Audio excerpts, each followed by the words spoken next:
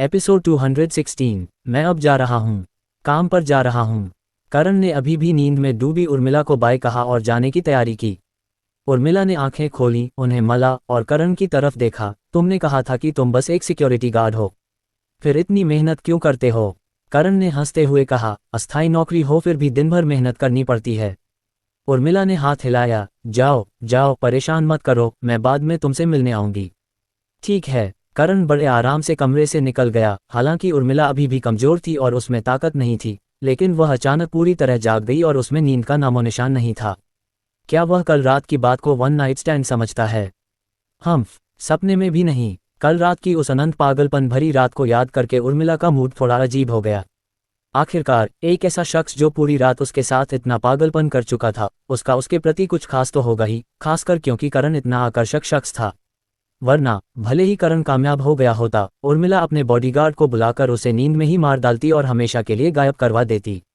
उसे याद आया कि रात का आधा हिस्सा तो वह करण की बाहों में सोती रही थी, बहुत शांति और सुकून से।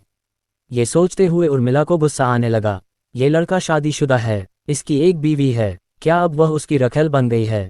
अगर यह बात बाहर निकल गई तो क्या यह उसके और उसके पिता के लिए शर्मिंदगी नहीं होगी? और अगर उसने इसे वन नाइट स्टैंड मान लिया तो? उर्मिला कुछ देर तक आंखें खुली रखकर लेटी रही और अचानक उसने मुक्का मारकर रजाई को ठोक दिया। नहीं, यह मुमकिन नहीं। मेरे साथ सोया और भागना चाहता है। पहले मैं उसे और अच्छे से जानूंगी। अगर वह मेरे लायक नहीं निकला तो मैं उसे छोड़ दूंगी, और अगर वह अच्छा इंसान निकला तो मैं उसे अपना बना लूंगी। शादीशुदा होने से क्या डरना, बस उसे छीन लूंगी। प्रियंका के ठंडे परीलोक जैसी सुंदरता वाले चेहरे को याद करके उर्मिला ने सोचा कि शायद उसका करण के साथ कोई मौका नहीं है, क्योंकि करण ऐसा लड़का है जो किसी भी हाल में डटकर सामना करता है और वह ऐसी खूबसूरत औरत को कभी नहीं छोड़ेगा। उसने फैसला किया कि वह प्रियंका को टारगेट करेगी। इतनी खूबसूरत और काबिल औरत का आत्मसम्मान शायद बहुत ऊंचा होगा। अगर उसे पता चला कि उसका मर्द मेरे साथ पूरी रात बिस्तर पर लौटता रहा तो शायद वह अपनी मर्जी से करण को तलाक दे दे, है ना? प्रियंका से मिलने से पहले उसे पहले करण के विचारों को टटोलना होगा। अगर उसने उस दौरान कोई पागलपन किया तो वह बड़ी मुसीबत में पड़ जाएगी। बस यही करूंगी मैं। उर्मिला, जो कुछ भी चाहती हूँ, बचपन से लेकर अब तक मुझे सब मिला है। करण अभी सिक्योरिटी बूथ में बैठा ही था कि उसने प्रतिभा को BMW X5 चलाते हुए फैक्ट्री गेट में घुसते देखा। प्रियंका पीछे की सीट पर बैठी थी और उसने खिड़की से करण को सिक्योरिटी बूथ में बैठे देखा।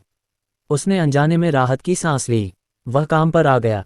प्रियंका कल रात होटल में रुकी थी और जानबूझकर या अनजाने में बाहर की हलचल सुनती रही, लेकिन करण के घर आने और दरवाजा खोलने की आवाज़ उसे तब तक नहीं सुनाई दी जब तक वह सो नहीं गई।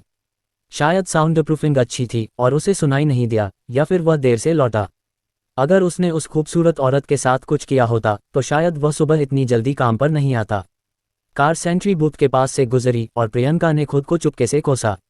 वह इस बात की परवाह क्यों कर रही थी कि करण होटल लौटा था या नहीं? क्या उन्होंने ये साफ नहीं किया था कि उसे करण की निजी जिंदगी से कोई लेना देना नहीं है और वह चाहे तो लड़कियों के साथ फ्लर्ट कर सकता है या उन्हें पटाने की कोशिश कर सकता है? ऐसा सोचते हुए प्रियंका के दिल में एक घबराहट सी हुई। लगता था कि वह अनजाने में करण की परवाह करने लगी थी। क्या वह पूरी तरह से उसके प्यार में पड़ चुकी थी? यहाँ तक कि जब उसने उसके गाल पर किस किया तो उसे बिल्कुल गुस्सा नहीं आया। अगर कोई और होता तो शायद वह पुलिस को बुला लेती। क्या 3 महीने की समय सीमा के बाद वह अभी भी उससे तलाक चाहेगा? करण सिक्योरिटी बूथ में बैठा था। उसने कार की खिड़की में प्रियंका को हल्का सा देखा और राहत की सांस ली। वह इतनी पाबंदी से काम पर इसलिए आया था ताकि प्रियंका उसे देख ले, है ना? क्या वह नहीं चाहता था कि प्रियंका ये सोचे कि उसने रात बाहर बिताए? लगता है कि वह भी प्रियंका के प्यार में पड़ चुका था। ये तो मुसीबत थी। उसने अभी तक शनाया और प्रियंका की समस्या को सुलझाया नहीं था, और अब हिमाचल प्रदेश के सबसे अमीर आदमी की बेटी उर्मिला भी सामने आ गई थी। छोड़ो, रास्ता तो निकल ही आएगा। नाव जब पुल तक पहुंचेगी तो अपने आप सीधी हो जाएगी, ज्यादा मत सोचो। करण, तुमने और उस खूबसूरत औरत ने कल रात क्या किया? कोई प्रोग्रेस हुई? करण ने लियाम की चमकती आंखों को देखा और हंसते हुए कहा, हमने साथ में डिनर किया, फिर 300 राउंड तक लड़ाई की। शाम से सुबह तक कैसा रहा? जलन हो रही है? लियाम ने मुस्कुराते हुए कहा, करण, तुम बस मजाक कर रहे हो। करण हंस पड़ा, और अगर लियाम सच पर यकीन नहीं करता तो वह कुछ नहीं कर सकता था। 2 दिन तक कुछ न करने के बाद करण को आयुष का फोन आया। मिस्टर करण, क्या आपके पास आज समय है? मैं चाहता हूं कि आप मेरे पिता की हालत की जांच करें। ठीक है। काम खत्म करने के बाद करण कुछ कदम चला और आयुष की एक्सटेंडेड वर्जन रोल्स रॉयस में बैठ गया। मिस्टर चटर्जी की हालत अब कैसी है? आयुष ने जवाब दिया, सर्जरी के घाव तो लगभग ठीक हो चुके हैं। आखिरकार वह एक कल्टिवेटर हैं और उनकी बेसिक फिजिकल कंडीशन अभी भी अच्छी है। बस पुरानी छुपी हुई चोटें वैसी ही हैं, उनमें कोई सुधार नहीं हुआ। कई डॉक्टर उनकी ऊर्जा से हुई आंतरिक चोटों के बारे में कुछ नहीं कर पाए। करण ने हल्के से मुस्कुराते हुए कहा, मैं कोशिश करके देखता हूँ। कोई बड़ी समस्या नहीं होनी चाहिए। चटर्जी परिवार का बंगला चंडीगढ़ के सेंटर में है, जो काफ़ी बड़ा इलाका कवर करता है। चंडीगढ़ के इस प्राइम लोकेशन में ये बंगला अकेले ही कम से कम कई बिलियन का होगा। निरंजन लिविंग रूम के सोफे पर बैठे थे और करण के अंदर आने पर उनके ठंडे चेहरे पर एक मुस्कान उभरी। मिस्टर करण, आपका स्वागत है, स्वागत है। मैं पिछले कुछ दिनों से आपसे मिलना चाहता था ताकि व्यक्तिगत रूप से आपका शुक्रिया अदा कर सकूं। अगर उस दिन आपने कुछ नहीं किया होता तो शायद मेरी जान चली गई होती। करण ने कुछ औपचारिक बातें की, फिर सीधे मुद्दे पर आ गया, मैं आपकी पूरी जांच करूंगा। ठीक है, शुक्रिया। निरंजन की पुरानी बीमारी वाकई में परेशानी वाली थी, लेकिन प्रलय सुई इसे प्रभावी ढंग से ठीक कर सकती थी। करण ने कोई मेडिकल फीस या शर्तों की बात नहीं की और सीधे निरंजन को एक्यूपंक्चर ट्रीटमेंट दिया, फिर उनके लिए एक दवा प्रेस्क्राइब की। एक्यूपंक्चर ट्रीटमेंट के बाद निरंजन के लक्षणों में साफ तौर पर कमी आई और वह करण की मेडिकल स्किल्स से हैरान रह गए। उन्होंने कई कुशल डॉक्टरों से इलाज करवाया था, लेकिन सबसे कुशल डॉक्टर भी उनके लक्षणों को सिर्फ हल्का कर सकते थे, पूरी तरह ठीक नहीं कर सकते थे। अब उन्हें करण में पूरी तरह ठीक होने की उम्मीद दिख रही थी। चटर्जी निवास पर शानदार दावत का आनंद लेने के बाद आयुष ने खुद करण को होटल तक छोड़ा। मिस्टर करण, आपकी मेडिकल स्किल्स कमाल की हैं। मेरी आंखें खुल गईं। क्या आप पुरुषों की सेहत से जुड़े मुद्दों में भी अच्छे हैं? करण ने सिर हिलाया। हाँ, मैं ठीक ठाक हूँ। आयुष ने पूछना जारी रखा, बांझपन के बारे में क्या? करण की अचानक अजीब नज़र देखकर आयुष ने जल्दी से हाथ हिलाया, मेरी बात नहीं, मेरे एक दोस्त की। उसके उस मामले में कुछ दिक्कतें हैं और जब मैंने देखा कि मिस्टर करण की मेडिकल स्किल्स इतनी शानदार हैं, तो मैं पूछे बिना नहीं रह सका कि क्या आप मेरे दोस्त की मदद कर सकते हैं। करण ने हंसते हुए कहा, मैं तो बस एक सिक्योरिटी गार्ड हूँ, डॉक्टर नहीं। मेरे पास तो मेडिकल क्वालिफिकेशन सर्टिफिकेट भी नहीं है। आयुष ने करण की छिपी हुई अनिच्छा को भांप लिया और समझाया, मिस्टर करण, अगर आप उनकी समस्या सुलझा सकते हैं तो वह आपकी कोई भी शर्त मानने को तैयार होंगे। वह अपने परिवार के बच्चा पैदा करने के दबाव से पागल होने की कगार पर है। कोई भी शर्त? करण ने हल्के से सिर झुकाया, लगता है कोई बड़ा आदमी है। आयुष ने सिर हिलाया, हाँ, सही कहा। वह पासवान परिवार के मुखिया का सबसे बड़ा बेटा और परिवार का वारिस है। उसे चंडीगढ़ के 4 युवा मास्टर्स में से एक माना जाता है। चंडीगढ़ के 4 युवा मास्टर्स? करण ने मुस्कुराते हुए पूछा, लगता है उनका बैकग्राउंड काफ़ी मजबूत है। आयुष ने करण को संक्षेप में बताया, चंडीगढ़ काफ़ी बड़ा शहर है और यहाँ कई कल्टिवेटर परिवार हैं, लेकिन कुछ ही शीर्ष परिवार हैं। कुछ लोगों ने मजबूत कल्टिवेटर परिवारों को एक साथ जोड़ा और उन्हें 8 बड़े परिवार कहा। समय के साथ सभी ने इस नाम को स्वीकार कर लिया। पासवान परिवार, राणा परिवार, गोयल परिवार और जायसवाल परिवार सबसे ताकतवर हैं और उन्हें 8 बड़े परिवारों में टॉप 4 माना जाता है। चटर्जी परिवार, सहवाग परिवार, मल्होत्रा परिवार और पांडे परिवार इन टॉप 4 से थोड़े कमज़ोर हैं, इसलिए उन्हें निचले 4 कहा जाता है। पासवान, राणा, गोयल और जायसवाल परिवारों के सबसे होनहार युवा शिष्य, जो भविष्य में परिवार के वारिस भी होंगे, उन्हें एक साथ 4 युवा मास्टर्स कहा जाता है। हालांकि उन्होंने अभी तक परिवार का बिजनेस पूरी तरह से नहीं संभाला है, लेकिन उनके परिवार के मामलों में उनकी काफ़ी मजबूत राय है और वे बहुत प्रतिभाशाली लोग हैं। मल्होत्रा परिवार? करण ने भौहें उठाईं और सीधे पूछा, मल्होत्रा परिवार का क्या हाल है? आयुष ने जवाब दिया, मल्होत्रा परिवार ने बिजनेस से शुरुआत की और दशकों तक अपनी कमर्शियल टेरिटरी को बढ़ाया। आजकल उनके पास कई इंडस्ट्रीज हैं और उनकी टेरिटरी काफ़ी बड़ी है। उन्होंने अपनी युवा पीढ़ी को पॉलिटिक्स और मिलिट्री में कल्टीवेट करने के लिए बहुत पैसा खर्च किया है और अब उनका प्रभाव काफ़ी बड़ा है। करण ने पूछा, चटर्जी परिवार की तुलना में मल्होत्रा परिवार कैसा है? आयुष हंस पड़ा, हमारे लेवल पर ये ठीक ठीक बताना मुश्किल है कि कौन मजबूत है, क्योंकि हर परिवार के पास कुछ छिपे हुए काज होते हैं। जब तक आप उन्हें खोल नहीं देते, आपको जवाब नहीं पता। मिस्टर करण, चूंकि आपकी बीवी मल्होत्रा परिवार से है, अगर आपको उनके बारे में जानना है तो आप सीधे उनसे पूछ सकते हैं। करण ने मुस्कुराया, प्रियंका के माता पिता मल्होत्रा परिवार में सत्ता की लड़ाई में हार गए थे। उसे उसके दादाजी ले गए और मल्होत्रा परिवार छोड़ दिया। उसने कभी कल्टीवेशन नहीं किया और वह एक आम इंसान है। उसे मल्होत्रा परिवार की उतनी जानकारी नहीं होगी जितनी आपको है। उसके दादाजी की बात करें तो वह अब बूढ़े हो चुके हैं और मैं नहीं चाहता कि वह चिंता करें, इसलिए मैंने उनसे कुछ नहीं पूछा। आयुष की नज़रें थोड़ी बदल गईं, क्या आप मल्होत्रा परिवार से निपटना चाहते हैं? करण हंस पड़ा। चटर्जी परिवार और मल्होत्रा परिवार के बीच रिश्ते कैसे हैं? आयुष ने बिना हिचक जवाब दिया, न अच्छे न बुरे, हम दोनों एक दूसरे के कॉम्पिटिटर हैं। करण ने मुस्कुराया, ये तो अच्छा है, वरना कुछ परेशानी हो सकती थी। वह तो नहीं होगी, आयुष हंसते हुए बोला, फिर कहा, अगर आप वाकई मल्होत्रा परिवार से निपटना चाहते हैं तो आपको मेरे दोस्त से जरूर मिलना चाहिए। करण की आंखें अचानक चमक उठी, आपके दोस्त को मल्होत्रा परिवार पसंद नहीं? जायसवाल परिवार, उनका मुख्य बिजनेस रियल एस्टेट और बायोटेक्नोलॉजी है, जिसमें ड्रग रिसर्च और डेवलपमेंट, प्रोडक्शन और सेल्स शामिल हैं। मल्होत्रा परिवार का भी इन दोनों क्षेत्रों में बिजनेस है और दोनों परिवारों के बीच कंपटीशन काफ़ी तीखा है। हालांकि वे एक दूसरे के जानी दुश्मन नहीं हैं, लेकिन बिजनेस एक युद्ध क्षेत्र की तरह है। अगर कोई मल्होत्रा परिवार को नीचे लाना चाहता है तो जायसवाल परिवार निश्चित रूप से इसका स्वागत करेगा और उन्हें थोड़ा और कुचलने में खुशी होगी। आयुष ने समझाया, अगर मल्होत्रा परिवार गिर गया तो जायसवाल परिवार का एक कॉम्पिटिटर कम हो जाएगा और उन्हें जरूर बड़ा फायदा होगा। करण अचानक ललचा गया, एक और सहयोगी होना हमेशा अच्छा होता है, भले ही वे सामने की लड़ाई न लड़ सकें।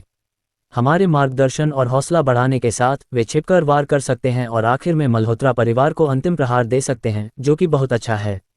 बीमारियों का इलाज करने की बात करें तो जो लोग इसे कर सकते हैं उनके लिए यह मुश्किल नहीं है, लेकिन जो नहीं कर सकते उनके लिए बहुत मुश्किल है। जब फायदा हो तो कोशिश क्यों न करें? ठीक है, मैं कोशिश करूंगा, लेकिन मैं गारंटी नहीं दे सकता कि मैं बीमारी को जरूर ठीक कर दूंगा, क्योंकि लोगों का इलाज करना और जान बचाना आसान नहीं होता।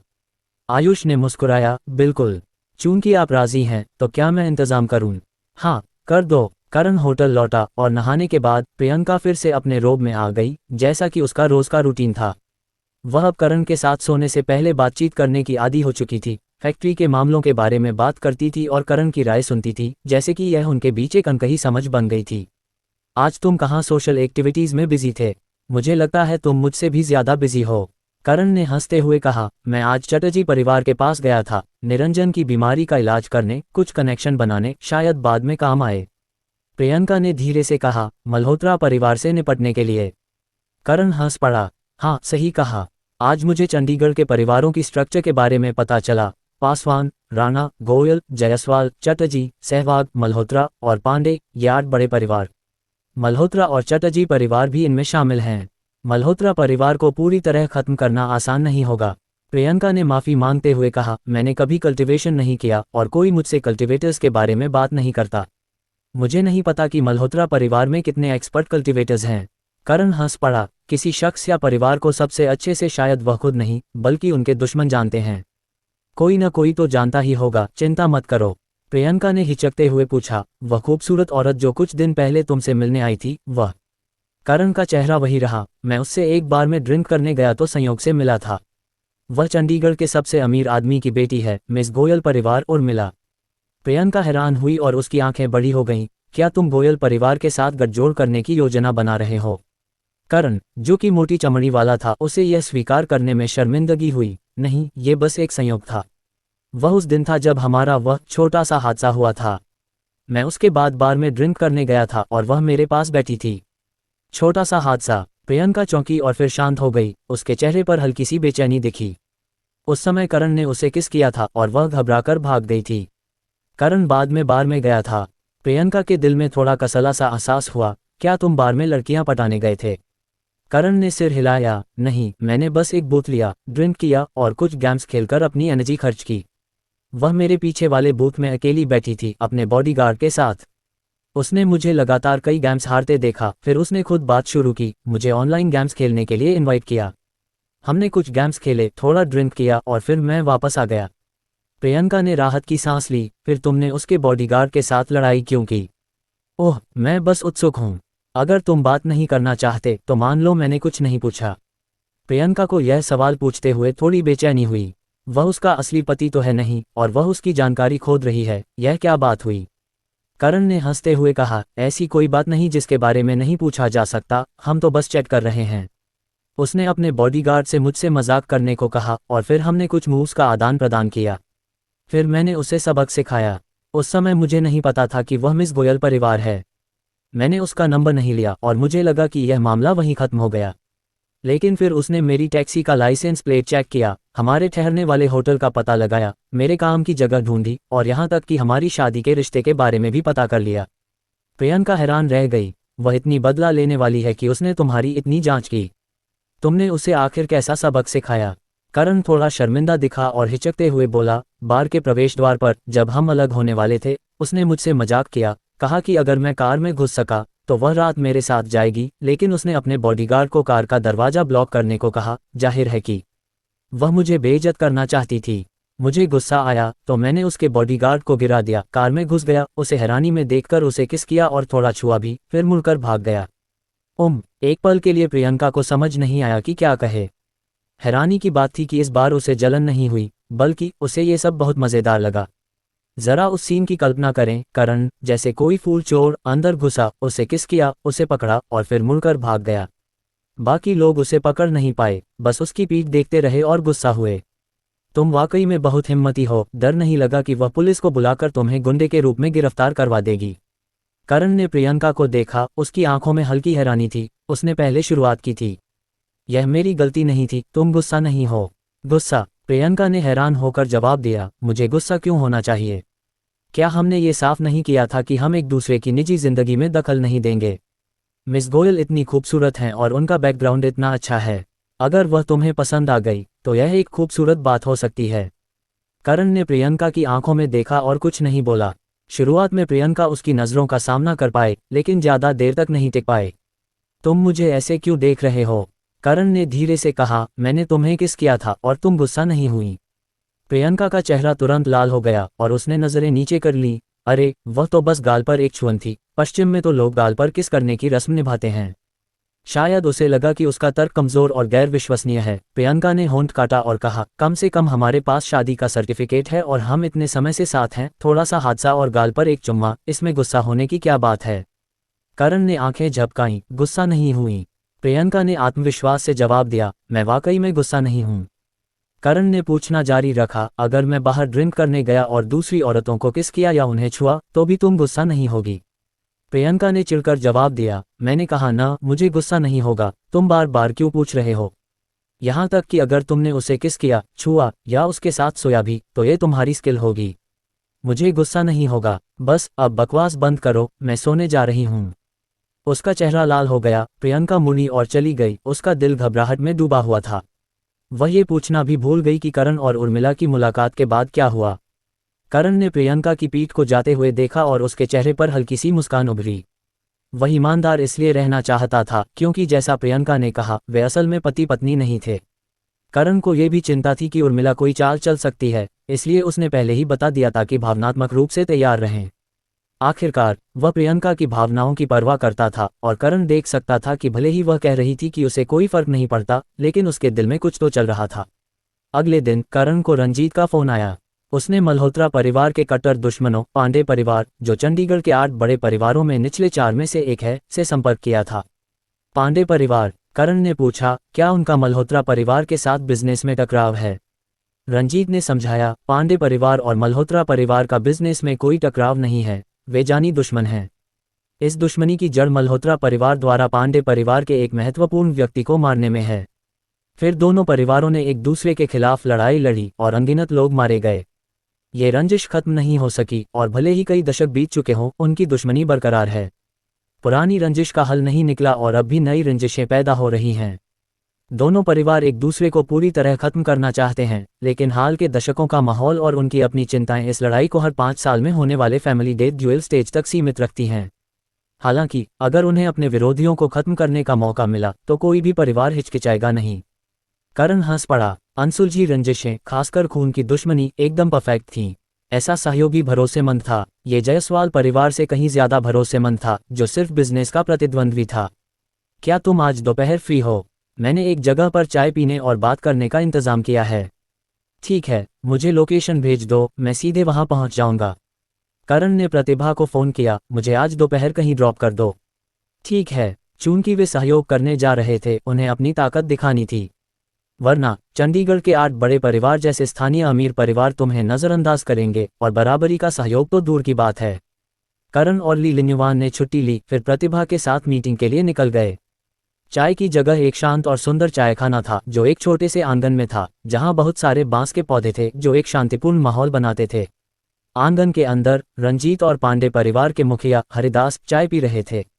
हरिदास की कुर्सी के पीछे एक 50 साल का आदमी बैठा था, जबकि रंजीत के पीछे एक सफ़ेद बालों वाला बूढ़ा आदमी। जैसे ही करण और प्रतिभा अंदर आए, रंजीत उत्साह से खड़ा हो गया और उनका स्वागत किया। मिस्टर करण, आइए, मैं आपको मिस्टर हरिदास से मिलवाता हूँ।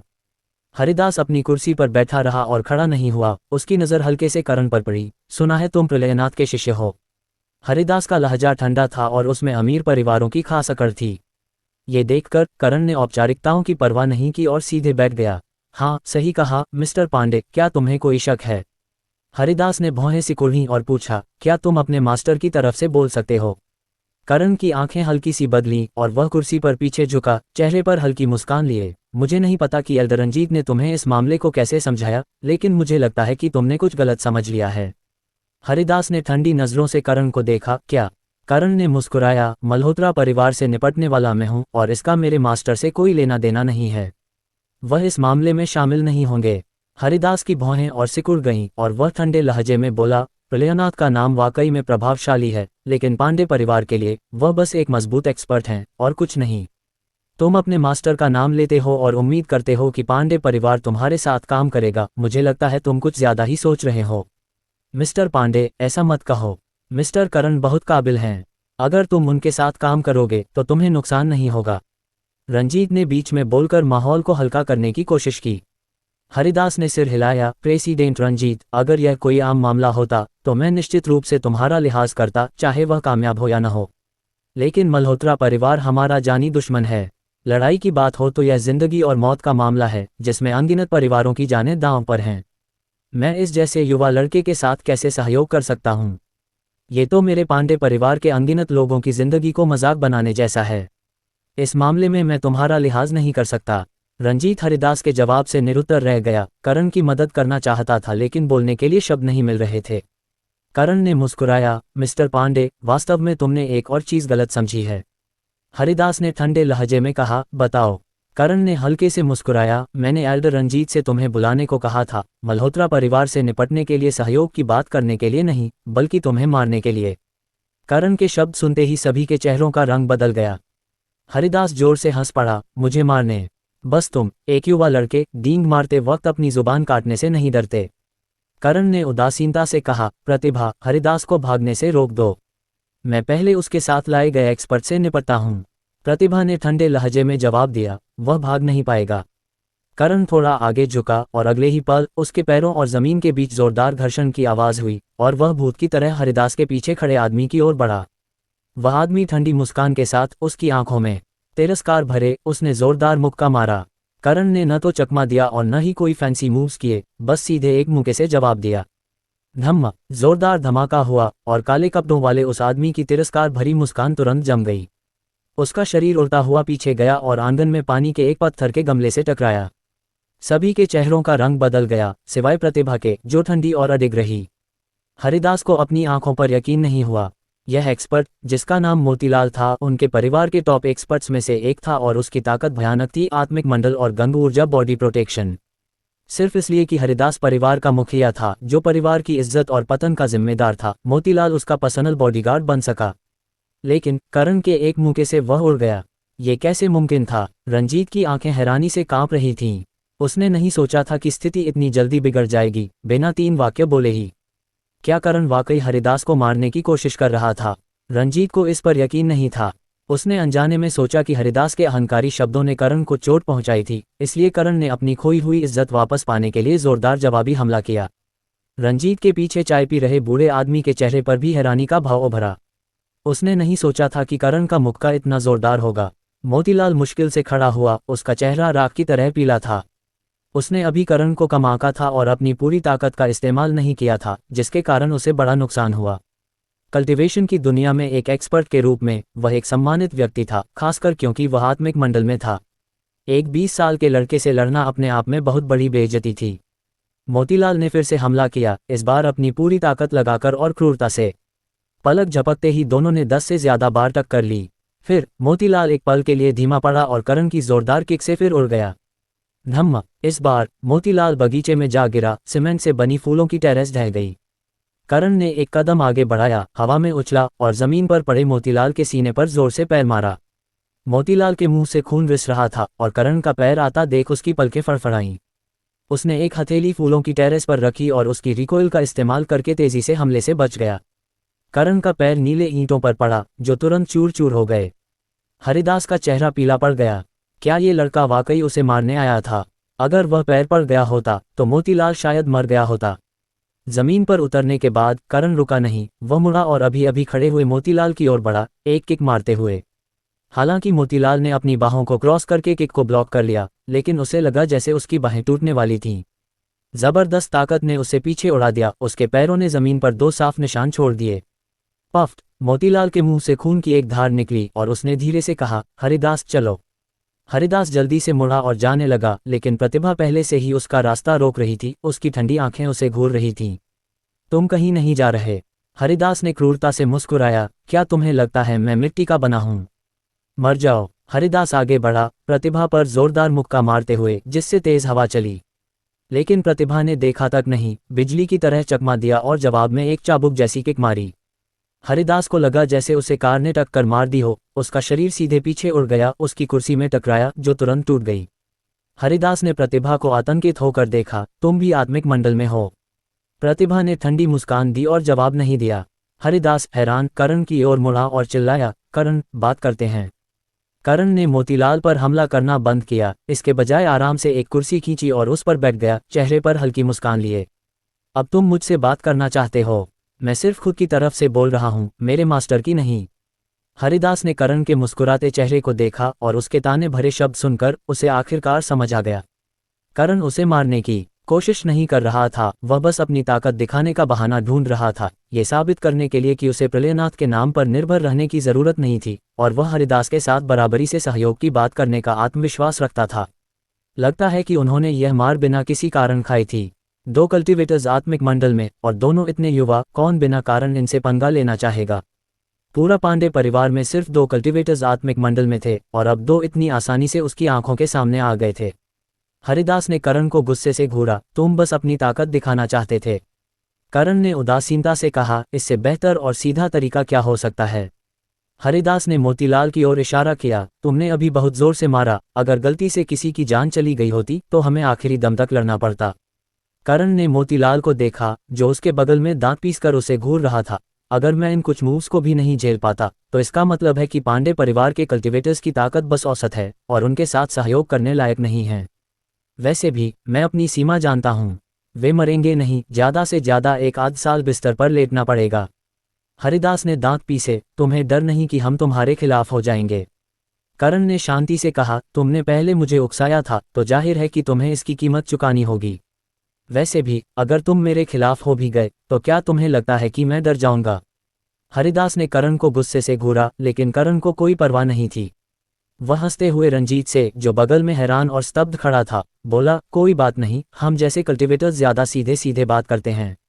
मैंने बस उन्हें अपनी ताकत साबित की। भले ही वे मुझसे नफरत करें, वे मेरे साथ सहयोग करने में ज्यादा सहज और ईमानदार होंगे और कोई बेवकूफ़ी नहीं करेंगे। हरिदास ने ठंडे लहजे में कहा, क्या तुम अपनी ताकत दिखाने की कोशिश कर रहे हो? करण ने हंसते हुए कहा, हम सिर्फ सहयोग कर रहे हैं, हर एक का अपना लक्ष्य है। मैं तुम्हारे परिवार के साथ शादी का रिश्ता जोड़ने नहीं जा रहा, तो तुम्हारा मेरे बारे में क्या इंप्रेशन है यह जरूरी नहीं। महत्वपूर्ण यह है कि हम सहयोग के जरिए अपने लक्ष्य कैसे हासिल कर सकते हैं। हरिदास ने गहरी सांस ली, क्या तुम वाकई में सिर्फ 20 साल के आसपास हो? तुमने इतनी ताकत कैसे हासिल की? करण ने हल्के से मुस्कुराया, मोतीलाल की ओर देखते हुए, तुम मुझसे पूछ सकते हो कि क्या उसने मेरे खिलाफ ढील दी थी? ढील दी थी और फिर तुमने उसे पीटकर खून उगलवा दिया। मोतीलाल ने दांत पीसे, खून भरी थूक उगला, चाय उठाई, कुछ घूंट पिए और सिर घुमाकर करण का अहंकारी चेहरा देखना नहीं चाहा। आत्मिक मंडल में पहुंचने के बाद से उसे आज जैसी बेइज्जती कभी नहीं हुई थी। हरिदास ने करण के चेहरे को देखा, हमारा पांडे परिवार और मल्होत्रा परिवार जानी दुश्मन हैं। तुम्हारा मल्होत्रा परिवार से क्या रिश्ता है और तुम उनसे क्यों निपटना चाहते हो? करण ने आह भरी, तुम हमेशा इन छोटी मोटी बातों की क्यों परवाह करते हो?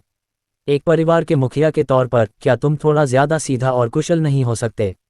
सहयोग करोगे या नहीं? हरिदास कुछ सेकंड के लिए चुप रहा, फिर धीरे से सिर हिलाया, तुम सहयोग कैसे करना चाहते हो? करण ने गंभीरता से कहा, हम 2 कल्टिवेटर्स आत्मिक मंडल से भेजेंगे, तुम भी 2 भेजो और आत्मा मंडल के कुछ कल्टिवेटर्स का एक ग्रुप। मैं और लोगों को भी ढूंढूंगा ताकि यह सुनिश्चित हो कि मल्होत्रा परिवार पूरी तरह से कल्टीवेशन की दुनिया से गायब हो जाए और उनकी संपत्ति बांट दी जाए।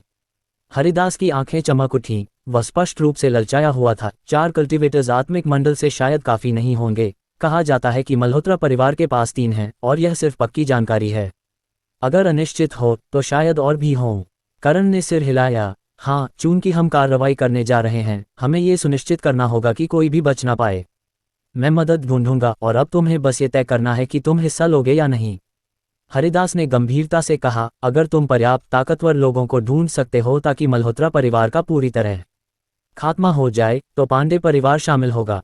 करण ने उंगलियां चटकाईं। ठीक है, मेरे पास प्लान होने के बाद मैं तुमसे फिर बात करूंगा। हरिदास ने भौहें सिकोड़ी। बस इतना? करण ने हंसते हुए कहा, हाँ, अभी हमारे पास पर्याप्त लोग नहीं हैं, तो बात करने का कोई फायदा नहीं। हरिदास ने करण को देखा, इस मामले में तुम्हारी क्या भूमिका होगी? करण ने हल्के से हंसा, कोऑर्डिनेटर। अब जब बात हो गई तो क्यों ना हम सब मिलकर चाय का मजा लें। हरिदास खड़ा हुआ, उसकी आंखें ठंडी थीं। मुझे चाय नहीं चाहिए, मैं तुम्हारी खबर का इंतजार करूंगा। हरिदास और मोतीलाल उदास चेहरों के साथ चले गए। करण ने चाय का पॉट उठाया, एक कप पलटा, अपने लिए चाय डाली और एक घूंट लिया। मुस्कुराते हुए बोला, मैं यहाँ इतनी देर से हूँ और मुझे अभी तक चाय का एक घूंट भी नहीं मिला। रंजीत ने लंबी आह भरी, कड़वी मुस्कान के साथ कहा, तुम्हारा स्टाइल वाकई में आक्रामक है। हरिदास, इतना घमंडी आदमी तुम्हारे सामने पूरी तरह से बेबस है। करण ने हंसते हुए कहा, यह बस इतना है कि जूते पहनने वाले नंगे पांव वालों से डरते हैं। पांडे परिवार इतना बड़ा है और मेरे जैसे किसी के लिए वे आसानी से मेरे खिलाफ नहीं होंगे। रंजीत ने उत्सुकता से पूछा, तुम ऐसे कैसे? करण हंस पड़ा, एक ऐसा शख्स जिसके पास कोई बंधन या बोझ नहीं है। ये सुनकर रंजीत को तुरंत समझ आ गया। जब लोगों के पास बोझ होता है तो वे दुनिया के कई नियमों से बंधे होते हैं। जितना कम बोझ उतने कम बंधन। तुम इतने ताकतवर हो लेकिन तुम्हारे पास कोई कमिटमेंट या अटैचमेंट नहीं है। साधारण लोग तो फिर भी गुस्से में 5 कदम के अंदर खून बिखेर देंगे, लेकिन जब तुम जैसे मास्टर के पास कोई हिचक नहीं होती तो तुम जो तबाही मचा सकते हो वह जबरदस्त होती है। करण ने रंजीत की बात से सहमति जताते हुए सिर हिलाया। हाँ, मेरे मास्टर को प्रलयनाथ कहा जाता है। उनके पास कोई बंधन नहीं है और वह एक अकेला भेड़िया है जिसका स्वभाव जिद्दी है। वह अपने तरीके से काम करते हैं। एक बार एक ताकतवर और दबंग ग्रेट सेक्ट ने उनकी बेइज्जती की थी। फिर उन्होंने उस सेक्ट के सदस्यों पर एक एक करके हमला शुरू किया, जितनों को पकड़ सके उन्हें अपन कर दिया। आखिर में वह विशाल सेक्ट उनकी कार्रवाइयों से पूरी तरह घिस गया। क्रूर लोग बहादुरों से डरते हैं और बहादुर लोग उनसे डरते हैं जिन्हें अपनी जान की परवाह नहीं। अगर मेरी ताकत कमज़ोर होती तो उन्हें मेरा लिहाज करने की ज़रूरत नहीं होती, क्योंकि उनके पास मुझे दबाने या मारने की ताकत होती। लेकिन जब उनके पास मुझे रोकने की ताकत नहीं होती तो वे डरते हैं कि मैं बेपरवाह होकर कुछ कर डालूं। रंजीत हंस पड़ा, दुष्ट दुष्ट को पीसता है। ये बड़े परिवार आमतौर पर इतने घमंडी होते हैं जैसे उनकी आंखें उनके सिर के ऊपर हों। लेकिन आज तुमने उन्हें सबक सिखाया और मैंने भी कुछ सीखा। करण ने हंसकर कहा, एल्डर रंजीत, इसके बाद के मामलों में तुम्हें चिंता करने या शामिल होने की ज़रूरत नहीं है। मल्होत्रा परिवार को कुचलने के बाद अगर तुम्हें इंटरेस्ट है तो तुम शामिल हो सकते हो और मल्होत्रा परिवार की संपत्ति में हिस्सा ले सकते हो। रंजीत हंस पड़ा, ठीक है, मल्होत्रा परिवार के पास काफ़ी रियल एस्टेट बिजनेस हैं। करण ने पूछा, एल्डर रंजीत, तुम जायसवाल परिवार के बारे में कितना जानते हो? रंजीत ने करण को हैरानी से देखा। जायसवाल परिवार और मल्होत्रा परिवार बिजनेस के प्रतिद्वंद्वी हैं और उनकी कंपटीशन काफ़ी तीखी है। वास्तव में जायसवाल परिवार और मैं भी कॉम्पिटिटर हैं। हाल ही में हम एक ज़मीन के लिए कॉम्पीट कर रहे थे। क्या तुम जायसवाल परिवार के साथ गठजोड़ करने की योजना बना रहे हो?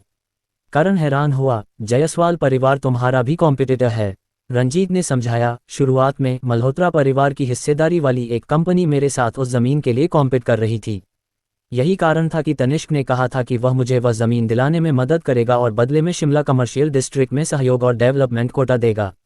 लेकिन हाल ही में सरकार ने कुछ पॉलिसी एडजस्टमेंट किए। जायसवाल परिवार को शायद ये जानकारी मिल गई और उन्होंने अचानक आक्रामक तरीके से इसमें हिस्सा लिया। मल्होत्रा परिवार की हिस्सेदारी वाली कंपनी को लगा कि वे कॉम्पीट नहीं कर सकते और उन्होंने वापस ले लिया, तो अब मैं और जायसवाल परिवार कॉम्पीट कर रहे हैं। करण ने पूछा, क्या तुम जीत सकते हो? रंजीत ने कड़वी मुस्कान दी, जायसवाल परिवार चंडीगढ़ के 8 बड़े परिवारों में टॉप 4 में से एक है। उनका चंडीगढ़ में बहुत प्रभाव है और मैं, जो जीरो से शुरू हुआ, निश्चित रूप से उनके साथ कॉम्पीट नहीं कर सकता। लेकिन मुझे फिर भी कोशिश करनी होगी। आखिरकार यह ज़मीन मेरे अगले कुछ सालों के डेवलपमेंट के लिए ज़रूरी है। मुझे अपनी पूरी कोशिश करनी होगी। करण ने यह बात दिमाग में रख ली। आखिरकार रंजीत ने पहले तनिष्क के ऑफर को ठुकरा दिया था और करण के साथ खड़े होने का फैसला किया था। ये करण के लिए ज़्यादा मायने नहीं रखता था, लेकिन रंजीत ने बड़ा फ़ायदा छोड़ दिया और काफ़ी रिस्क लिया था। यह एक एहसान था। ठीक है, बस इतना ही, मैं घर जा रहा हूँ। करण ने रंजीत के डिनर के न्योते को ठुकरा दिया और प्रतिभा के साथ चला गया। उनके जाने की पीठ को देखते हुए रंजीत ने एक अजीब सी आह भरी। आजकल के युवा बहुत तेज हैं, वे आसानी से हरिदास को दबा सकते हैं। रंजीत के पीछे खड़े बूढ़े आदमी ने धीरे से कहा, जब तक ये युवा मरेगा नहीं, 20 साल बाद कोई भी उससे पंगा लेने की हिम्मत नहीं करेगा। ये तुम्हारे लिए एक मौका है। रंजीत हंस पड़ा। हाँ, इतनी ताकत और हिम्मत सिर्फ 20 साल की उम्र में, 20 साल बाद भले ही वह अकेला रहे, वह दुनिया में एक बेपरवाह ताकत होगा। ऐसे शख्स से दोस्ती करनी ही चाहिए। बूढ़े आदमी ने हल्का सा हंसकर कहा, तुमने मेरे साथ जो चालें चली थी उन्हें इसके साथ क्यों नहीं आजमाते? रंजीत हंस पड़ा। वह तुमसे अलग है। उसके लिए सबसे अच्छा तरीका है कि उसके साथ ईमानदारी से पेश आया जाए।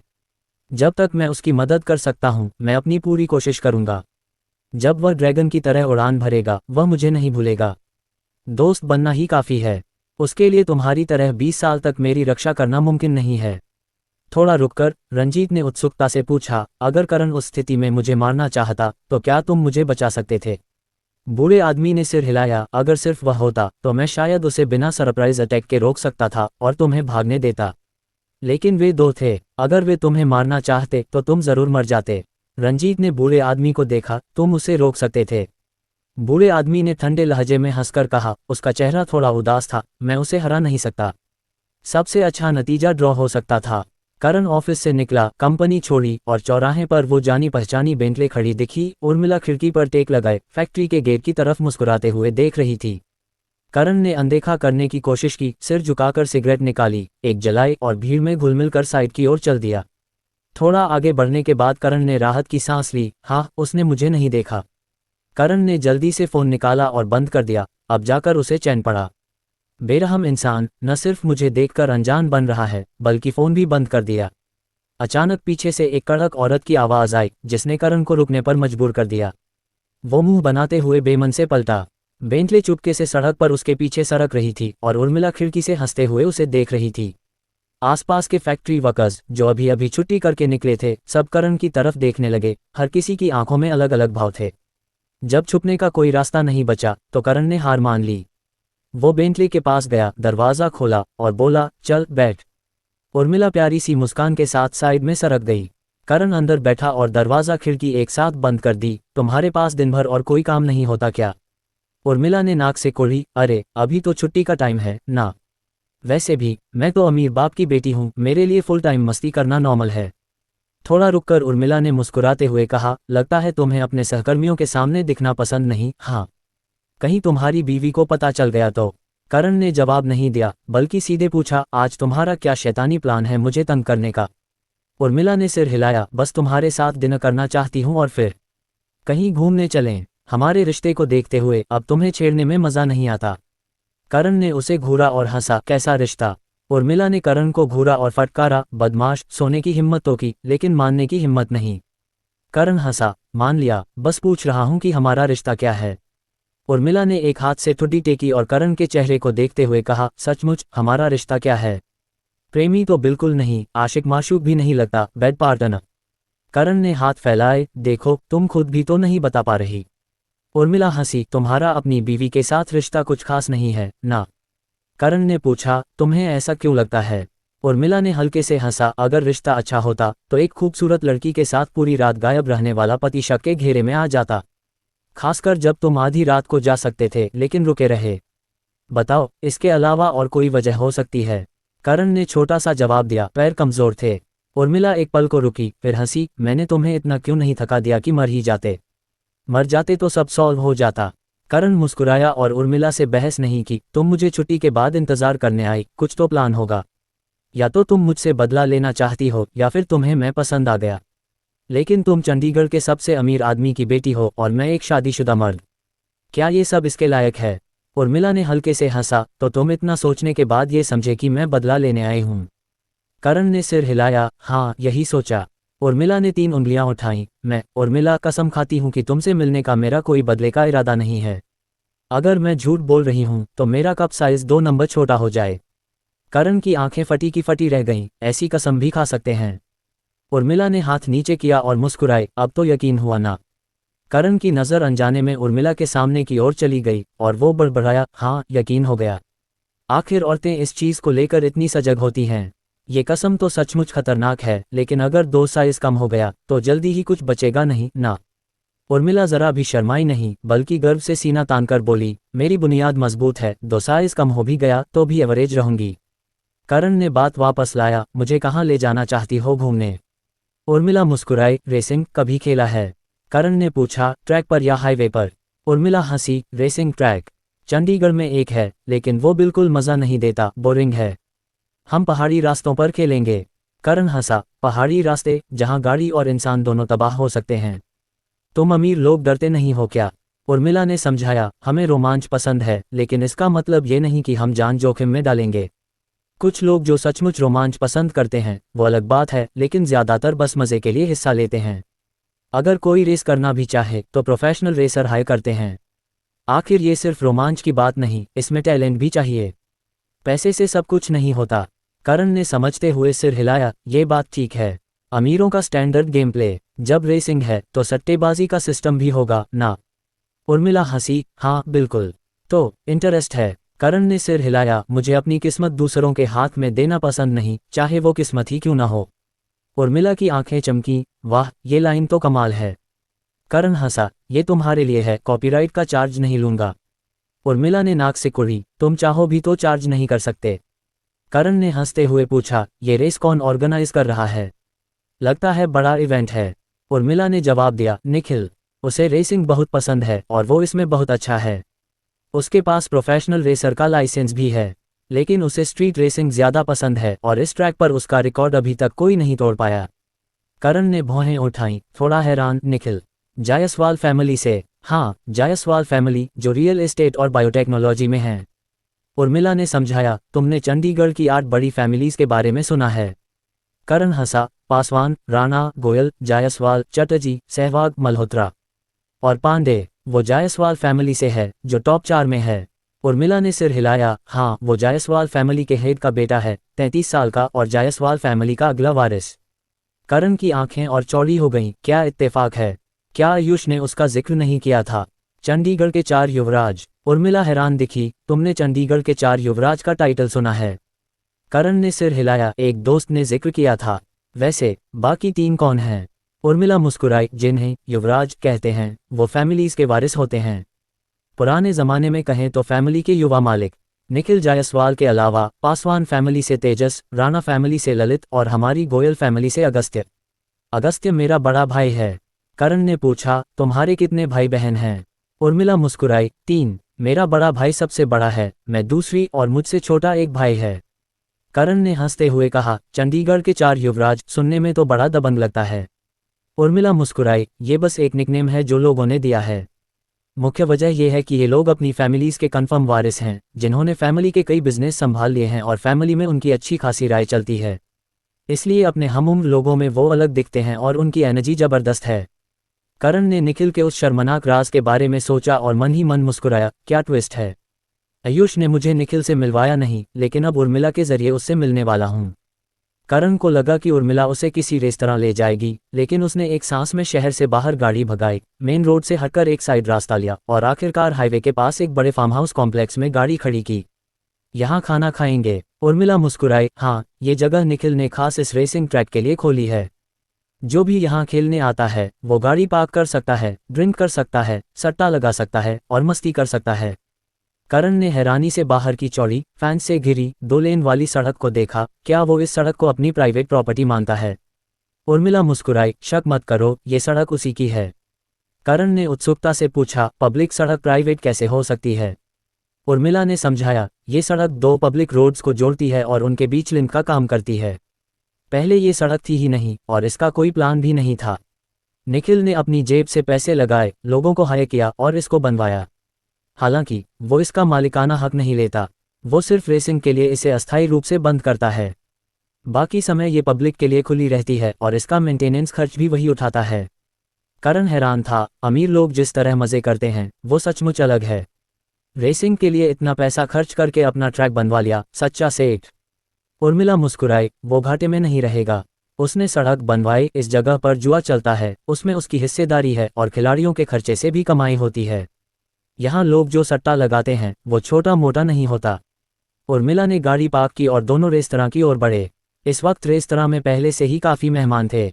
उर्मिला ने मुस्कुराते हुए कहा, ये जगह सिर्फ मेंबर्स के लिए है, थ्रेशोल्ड ज़्यादा हाई नहीं है, लेकिन रैंडम कस्टमर्स को आने से रोकता है। सिर्फ मेंबर्स और उनके गेस्ट्स ही अंदर आ सकते हैं। यहाँ जो लोग दिख रहे हैं वो सब आज रात की रेस के लिए पहले से आए हैं। करण ने देखा कि कई लोग उनकी ओर देख रहे थे और कुछ लोग उर्मिला को आदर से सिस्टर उर्मिला कहकर बुला रहे थे। वो मुस्कुराया, लगता है तुम यहाँ काफ़ी पॉपुलर हो। उर्मिला ने नाक से कुड़ी, हालांकि मैं चंडीगढ़ के 4 युवराज में से एक नहीं हूँ, लेकिन मैं उनकी बहन हूँ और गोयल फैमिली की बेटी। सबसे ज़रूरी बात, मैं खूबसूरत हूँ। एक अमीर, जवान और खूबसूरत लड़की के तौर पर ऐसी जगह पर सब मुझे पहचानते हैं, ये तो बनता है। दोनों ने एक टेबल चुनी और बैठ गए। जैसे ही खाना सर्व हुआ और वो खाने वाले थे, एक जवान जोड़ा दरवाजे से अंदर आया।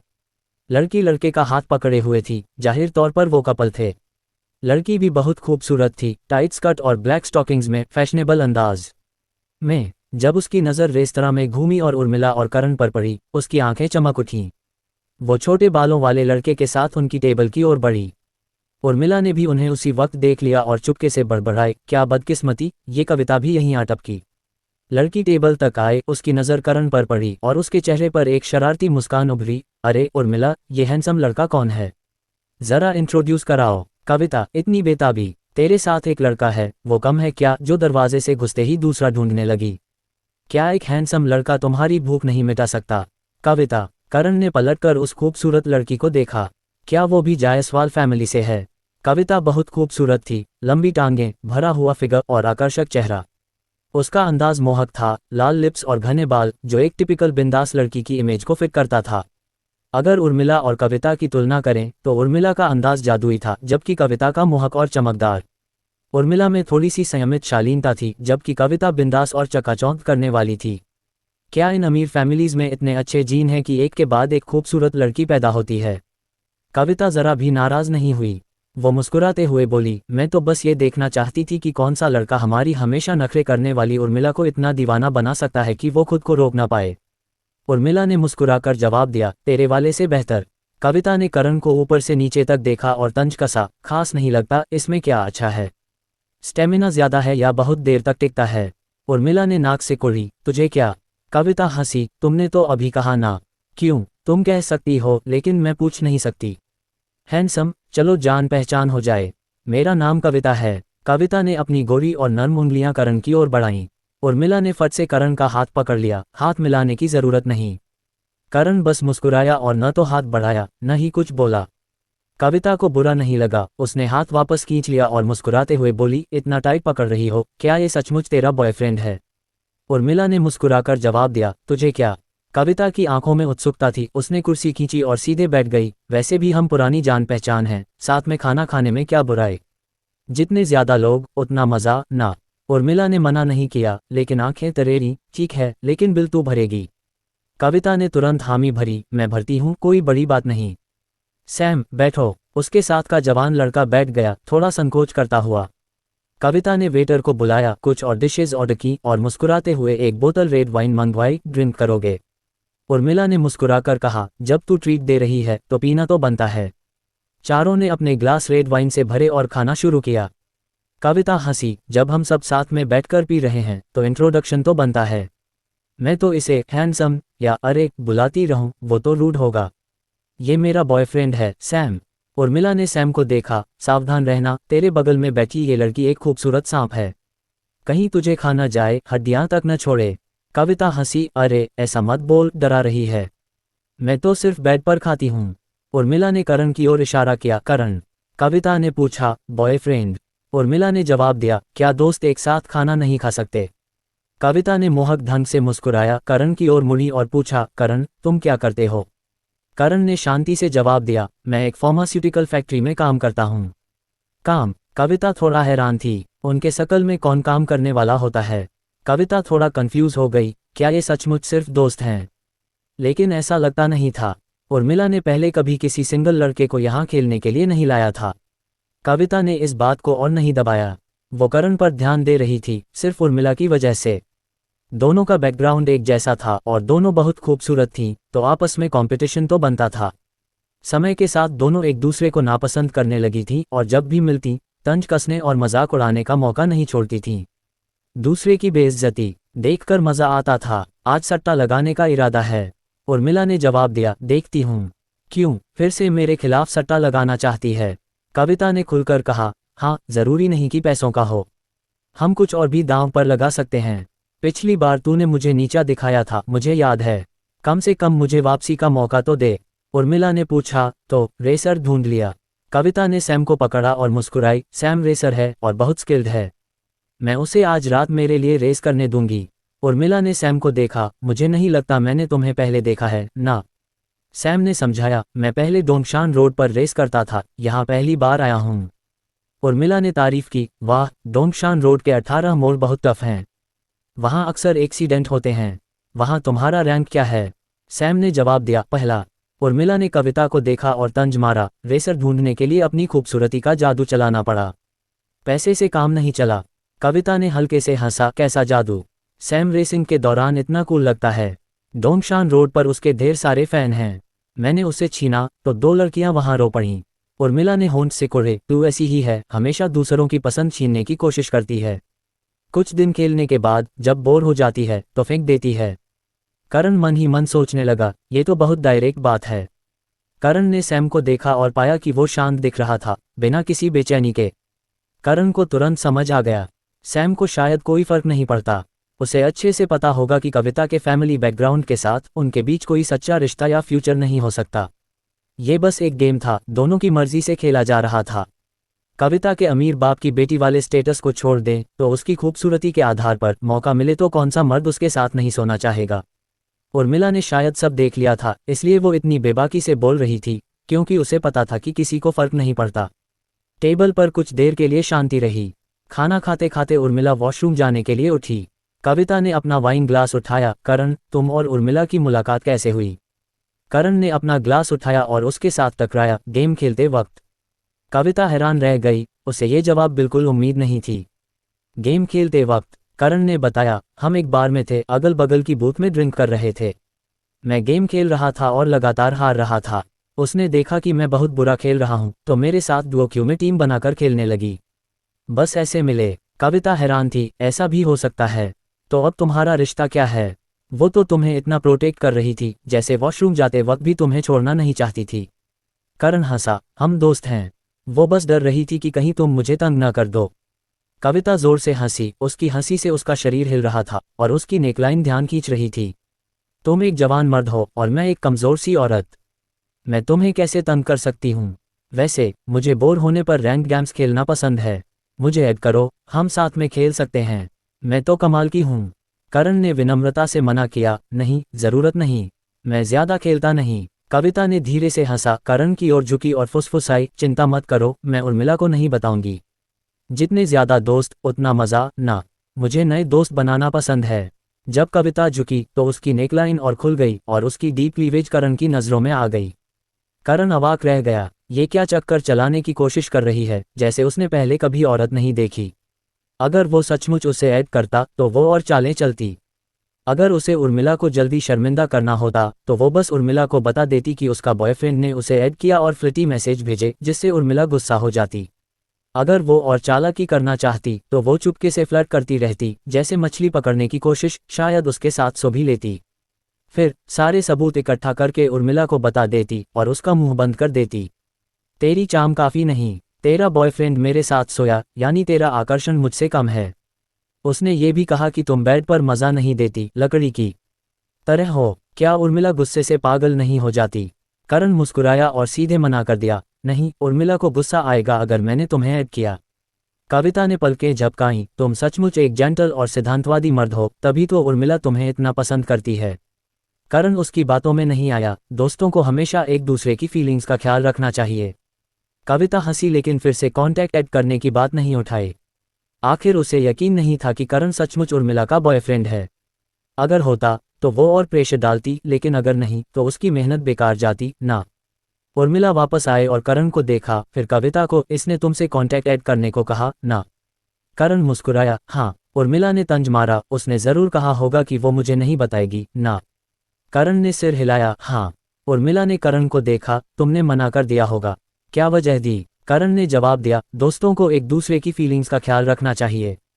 उर्मिला की आंखें चमक उठीं और उसके चेहरे पर मुस्कान आ गई।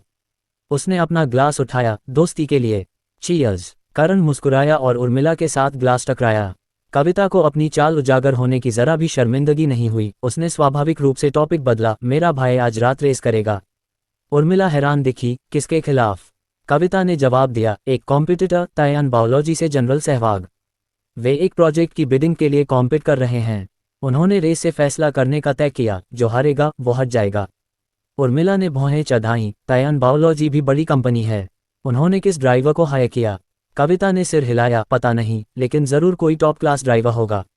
आखिर ये प्रोजेक्ट 10 बिलियन का है और इसे पूरा करने से कम 50% प्रॉफिट होगा। बायोटेक्नोलॉजी में प्रॉफिट मार्जिन बहुत हाई होता है।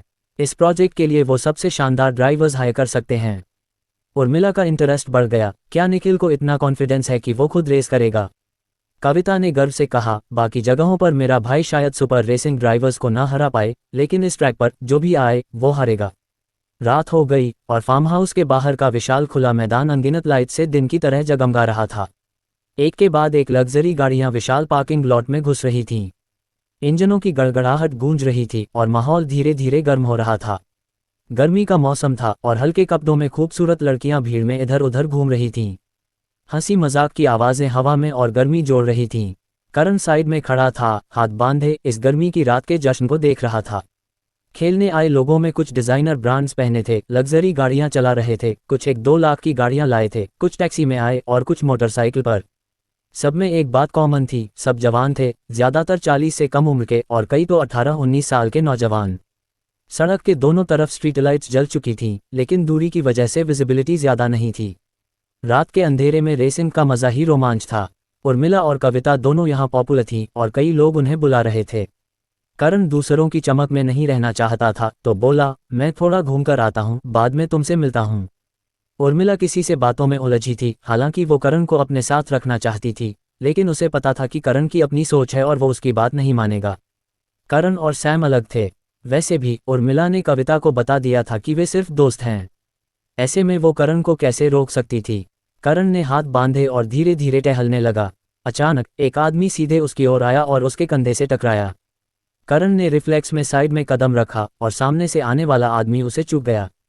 वो लड़खड़ाया, एक कदम आगे बढ़ा और आखिरकार खुद को संभालते हुए करण को गुस्से से घूरा, अंधे हो क्या? रास्ता नहीं देखते? करण को थोड़ा अजीब लगा। उसने सामने वाले अनजान आदमी को देखा और फिर उसके पीछे एक जानी पहचानी शक्ल दिखी। जुंटू, वही जुंटू जिसने करण के शोंटू और बाकियों से लड़ने की वजह से फैक्ट्री के गेट पर ढेर सारे लोगों को बुलाया था और जिसे आयुष के बॉडीगार्ड ने 2 थप्पड़ मारे थे। सचमुच दुश्मनों का रास्ता संकरा होता है। करण हंसा, जुंटू भाई, आज अपनी खोई इज्जत वापस लेने आए हो? जुंटू ने ठंडा सा तंज मारा, तुमने इस भाई को टक्कर मारी, मेरा इससे क्या लेना देना? मैं तो बस रेस देखने और थोड़ा सट्टा लगाने आया हूँ। करण मुस्कुराया, मुझे पता है कि आयुष को जानता हूँ, तुम सचमुच मेरे साथ पंगा लेना चाहते हो। क्या आयुष के फिर से थप्पड़ मारने से नहीं डरते? जुंटू का चेहरा लाल हो गया। वो गुस्से से तंज कसते हुए बोला, आयुष ने सिर्फ प्रियंका को इज्जत दी थी और तुम्हें बस साथ ले लिया। सचमुच लगता है तुम कोई बहुत बड़े हो। शोंटू और बाकियों को पीट दिया तो क्या लगता है तुम अजय हो? करण ने 30 की उम्र के उस आदमी को देखा, तुम जुंटू के लिए आगे आ रहे हो।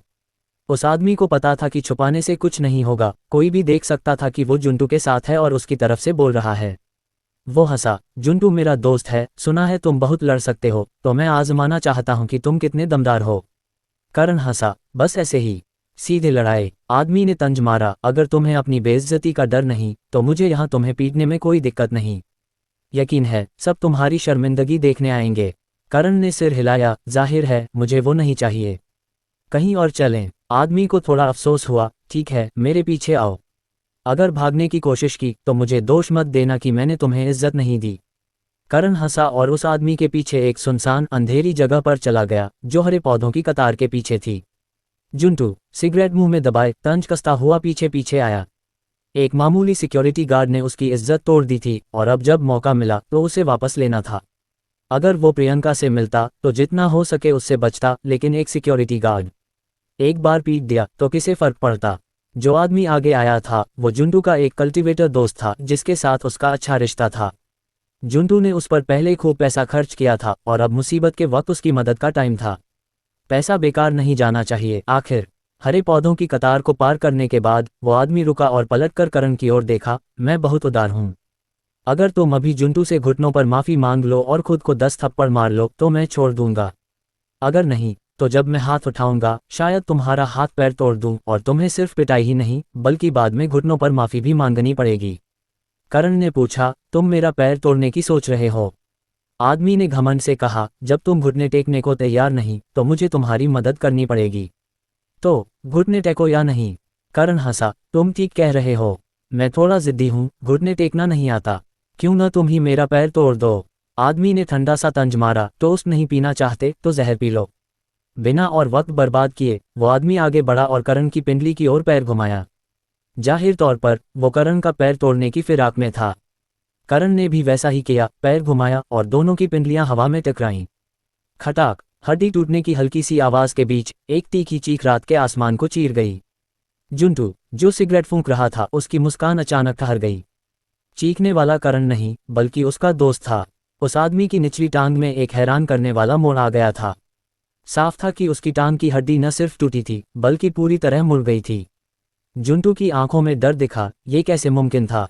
उसका दोस्त एक कल्टीवेटर था जो आत्मा मंडल तक पहुंचा था, एक मुक्के से गाय को मार सकता था, एक किक से स्टील पाइप मोड़ सकता था। फिर भी करण ने उसकी इतनी मजबूत टांग को आसानी से तोड़ दिया। करण भी एक कल्टीवेटर था और उससे कहीं ज्यादा मजबूत। जुंटू को ठंडक महसूस हुई, उसके पूरे शरीर में रोंगटे खड़े हो गए। वो करण को डर से देखने लगा, समझ नहीं पा रहा था कि एक कल्टीवेटर सिक्योरिटी गार्ड कैसे हो सकता है, गेट की रखवाली कैसे कर सकता है। इस काबिलियत के साथ किसी का बॉडीगार्ड बनकर सालाना 10 लाख की सैलरी आसानी से मिल सकती थी। करण ने उस लड़खड़ाते आदमी को देखा जो एक पैर पर खड़ा था। उसका चेहरा अभी भी वैसी ही मुस्कान लिए था। देखो, मैंने कहा था ना, मेरी हड्डियां बहुत सख्त हैं, लेकिन तुमने यकीन नहीं किया, अब कीमत चुकानी पड़ी ना। लड़खड़ाने वाले आदमी की आंखों में गुस्सा और नफरत थी। उसने सिर घुमाया और चिल्लाया, जुंटू, तुमने नहीं कहा था कि ये सिर्फ एक सिक्योरिटी गार्ड है? जुंटू ने जल्दी से जवाब दिया, वो सचमुच सिक्योरिटी गार्ड है, मैंने झूठ नहीं बोला, वो तो रोज गेट की रखवाली करता है।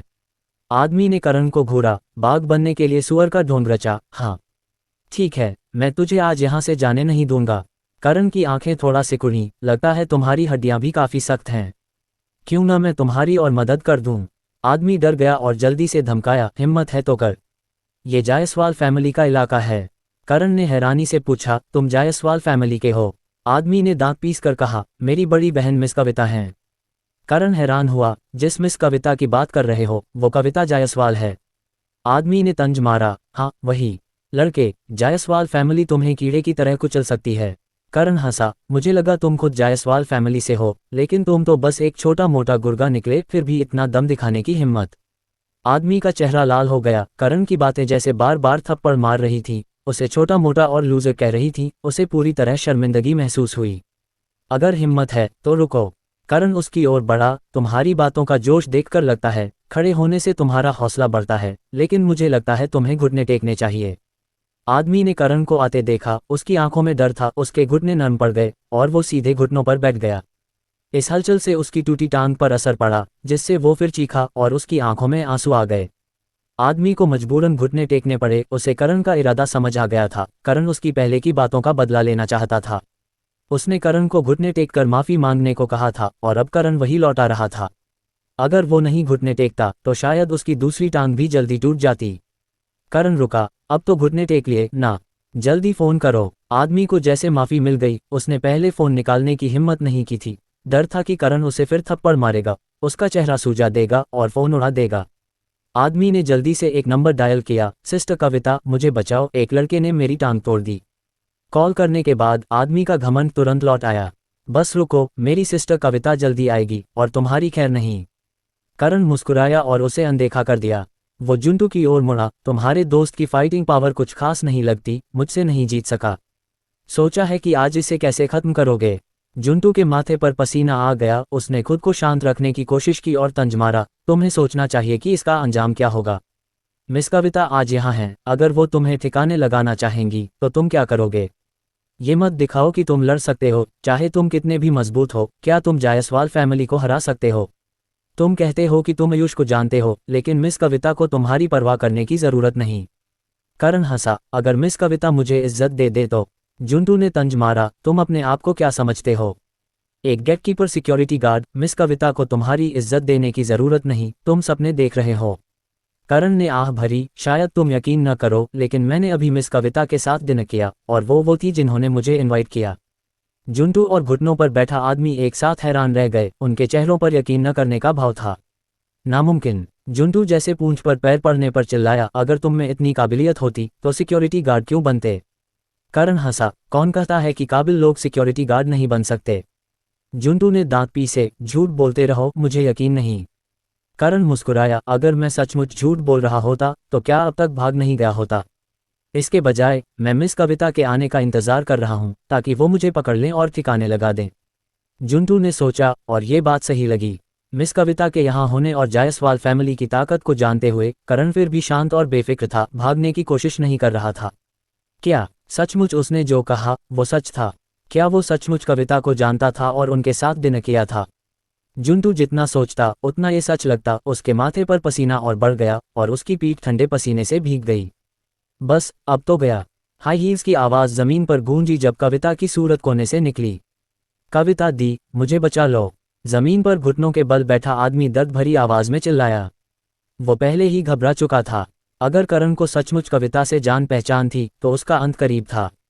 चाहे करण ने जो कहा वो सच हो या झूठ, अपनी तकलीफ को और ड्रामेटिक करने में कोई हर्ज नहीं था। कविता पास आए, उसके पीछे एक तेज नज़रों वाला अधेड़ उम्र का आदमी था, जिसकी चाल तेज थी। उसकी नज़रें करण पर पड़ी, सतर्कता से भरी हुई। साफ था कि वो कविता का बॉडीगार्ड था। करण ने मन ही मन तारीफ की। कल्टिवेशन परिवार वाकई अपने वंशजों की सुरक्षा को बहुत गंभीरता से लेते थे। लगभग हर किसी के पास बॉडीगार्ड था। करण ने रंजीत, आयुष, उर्मिला, कविता और दूसरों को बॉडीगार्ड्स के साथ देखा था, और सभी बहुत ताकतवर थे। ये बॉडीगार्ड्स कुछ हद तक ऊंची तनख्वाह पर रखे गए थे, लेकिन ज्यादातर को परिवार ने ही ट्रेन किया था। साधारण लोग जिनमें कल्टिवेशन की प्रतिभा थी वो शायद ही कल्टिवेशन का खर्चा उठा पाते, लेकिन परिवार के पास ढेर सारे संसाधन थे और वो संभावित कल्टिवेटर्स को भर्ती करते, उन्हें अपनी ताकत बढ़ाने और विकास करने के लिए संसाधन देते। बदले में उन्हें परिवार की सेवा करनी पड़ती थी। ये ऐसा था जैसे कोई कंपनी टैलेंट खोजती हो, वो तुम्हारी ट्रेनिंग और बेहतरी के लिए पैसे खर्च करती, लेकिन बदले में तुम्हें कुछ सालों तक कंपनी के लिए काम करना पड़ता ताकि तुम्हारी आज़ादी वापस मिले, वरना तुम्हें भारी जुर्माना देना पड़ता। चुने गए कल्टीवेटर्स के लिए ये सौदा जायज़ था। कल्टीवेटर परिवार के लिए काम करने से काफ़ी फायदे मिलते थे। भले ही उनकी थोड़ी आज़ादी छिन जाती, लेकिन परिवार का समर्थन उन्हें रुतबा और दौलत देता, और कई लोग तो जीवन भर परिवार के साथ रहने के लिए आते थे। कविता ने उस आदमी की अतिशयोक्तिपूर्ण टूटी टांग को देखा और उसके चेहरे पर गुस्से की झलक दिखी। किसी ने जायसवाल परिवार की जमीन पर उसके आदमी को पीटा। ये न सिर्फ कविता का बल्कि पूरे जायसवाल परिवार का अपमान था। हालांकि ये आदमी बस एक छोटा मोटा नौकर था जो आमतौर पर उसके आसपास रहता था और कोई बहुत अहम शख्स नहीं था, फिर भी कुत्ते को मारते वक्त भी मालिक का ख्याल रखना पड़ता है। चूंकि अंधेरा हो चुका था और ये इलाका छाया में था, कविता ने दूर से करण को नहीं पहचाना। जैसे ही वो पास आए और उसे देखा, उसका गुस्सा भरा चेहरा अचानक ठहर गया। करण मुस्कुराया, मिस कविता। कविता ने करण को हैरानी से देखा, तुमने इसे चोट पहुंचाई? हाँ, करण ने शांति से जवाब दिया। कविता ने भौहें चढ़ाईं, क्यों? करण ने बेचैन दिख रहे जुंटू की ओर इशारा किया, मेरा उससे पुराना हिसाब है और तुम्हारा ये आदमी उसके लिए खड़ा हो गया। उसने मुझे घुटनों पर बैठकर माफी मांगने को कहा, वरना मेरी टांगें तोड़कर मुझे घुटनों पर लाने की धमकी दी। कविता ने करण को थोड़ी हैरानी से देखा, तो तुमने उसकी टांग तोड़ दी? करण हंसा, काफी जायज लगता है ना? कविता ने अपनी नज़र जुंटू पर डाली, उसे जिज्ञासा से देखते हुए, तुम्हारा करण से क्या हिसाब है? अब तक जुंटू पूरी तरह सुन्न हो चुका था। करण को वाकई कविता से जान पहचान थी और उनकी बातचीत में कोई विनम्रता या सावधानी नहीं थी।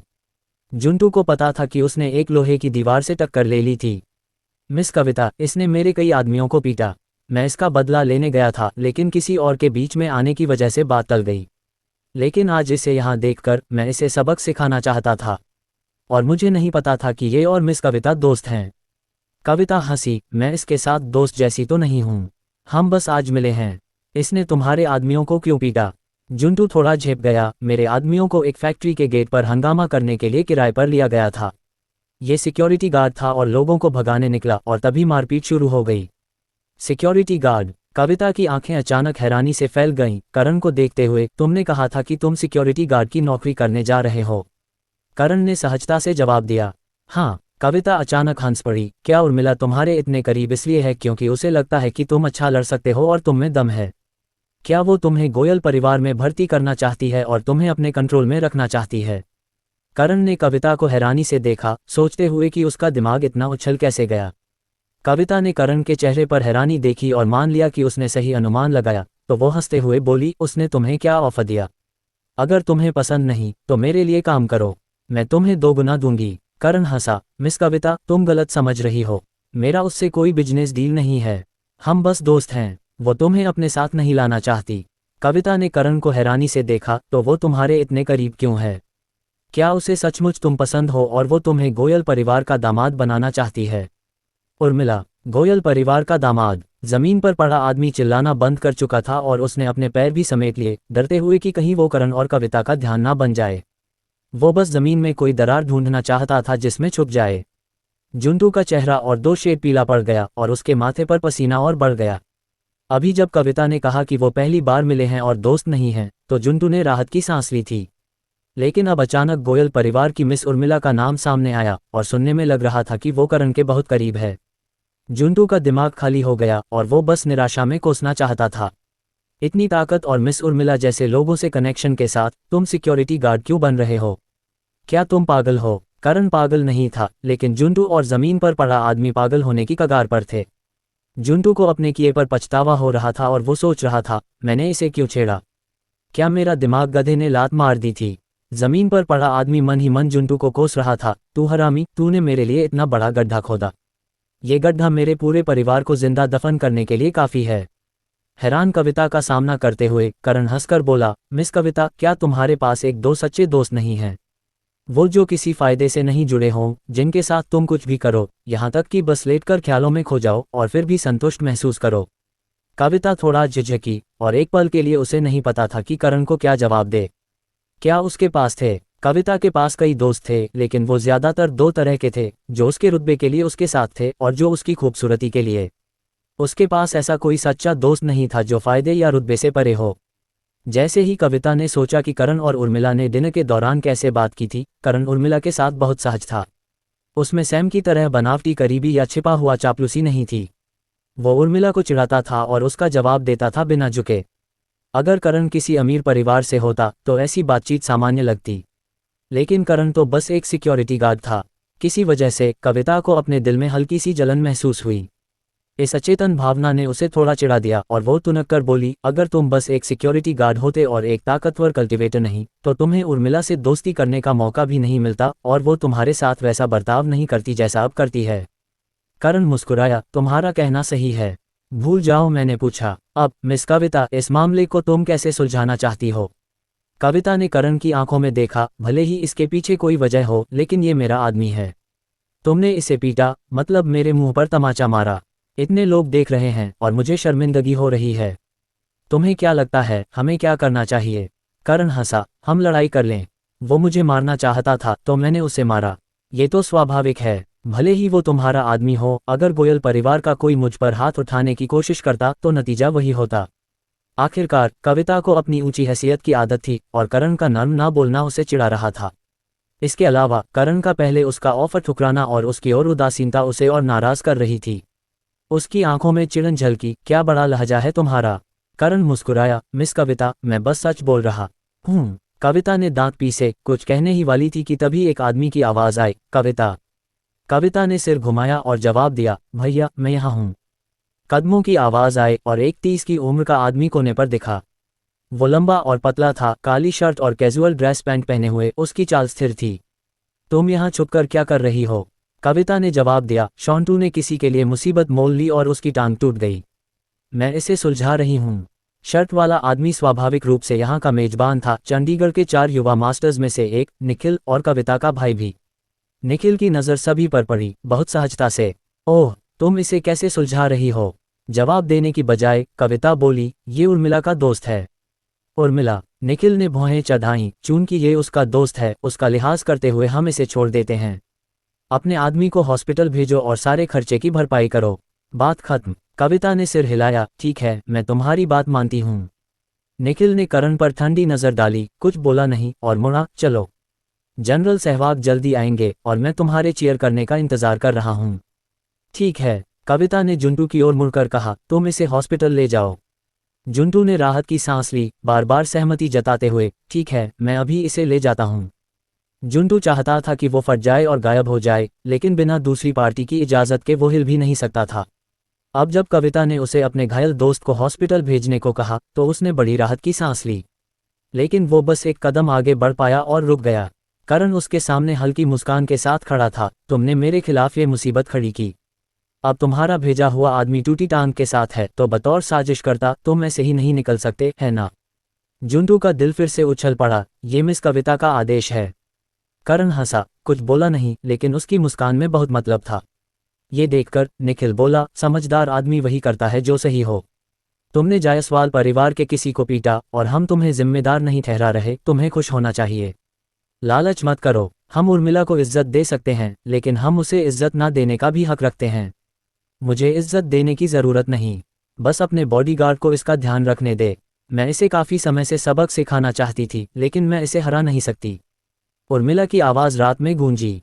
वो अंधेरे में भूत की तरह चुपके से आई और ग्रेसफुली करण के पास पहुंची, तुमने बस इसकी एक टांग तोड़ी। क्या तुम ज्यादा दयालु नहीं हो गए?